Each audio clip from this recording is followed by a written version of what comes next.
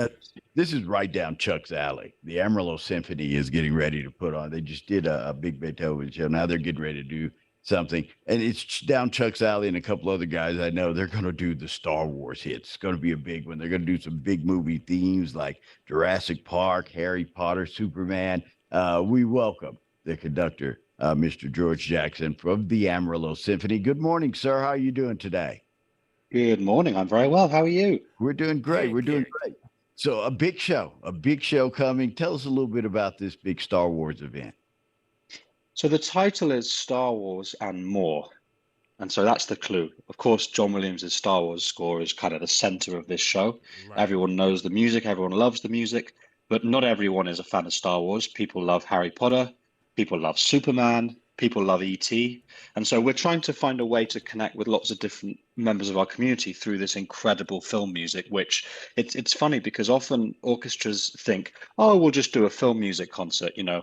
easy. And actually, it's some of the hardest music to play. So we're very excited to get stuck into it this week. You think you're getting a day off, and it's not. It's not No, easy no. at all. Well, that's what I was wondering, like getting a day off, like how long does it take you to prepare for an event like this? Well, this particular concert is about an hour of music in total. And so we have, for that, three 2.5 hour rehearsals. So I'm not a mathematician, but something like, I That's don't know, good. for probably 4 or 5 minutes to every minute of music, something like that. So I mean, you're spending a lot of time on a small amount of detail.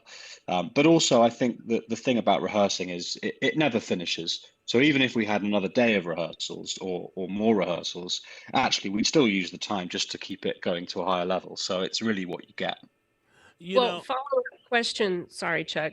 Go no, ahead. go ahead, Rhonda. Go ahead, Oh, please. Well, I was just going to ask, so, you're talking about how much time it takes to rehearse. What is the musician count for the symphony? Like, how many do we have in the symphony that you have to, uh, corral and get them all, in sync and everything? How big of a job is that?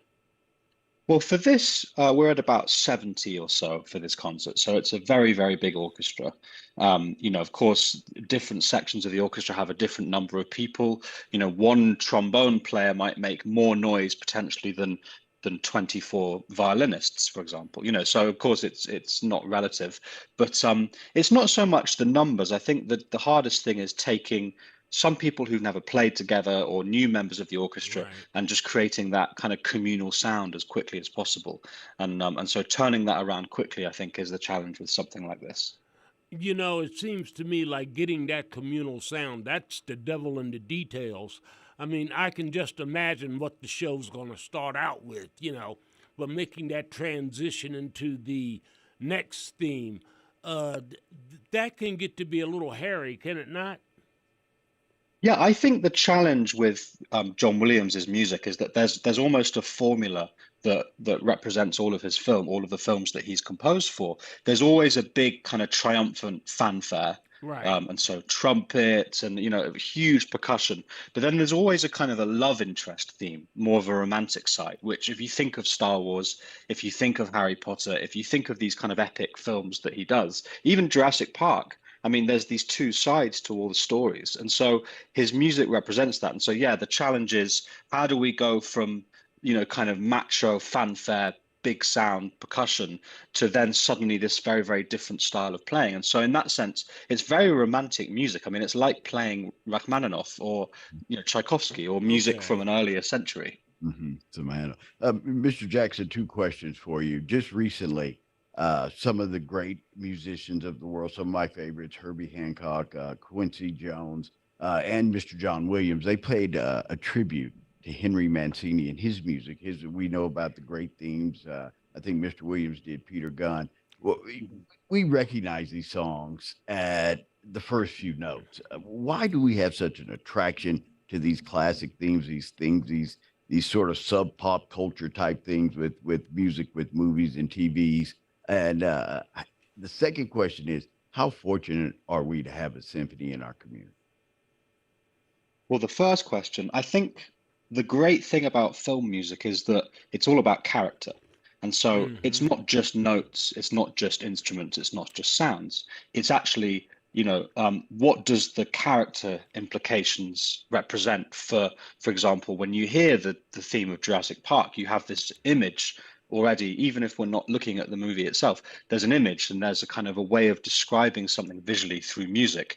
And these composers and musicians that you mentioned, they're masters of that, because of course they're not just working in the medium of sound. They're thinking about how things work visually, and so that connection to what people think about a particular image or something is very strong. And so I think that for me, it's recrafting that for a new audience.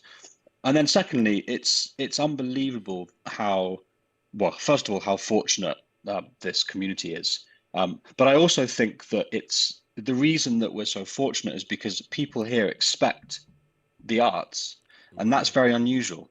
So many communities have to fight very, very hard. Sometimes they lose that battle to have ballet, opera, theatre, orchestras.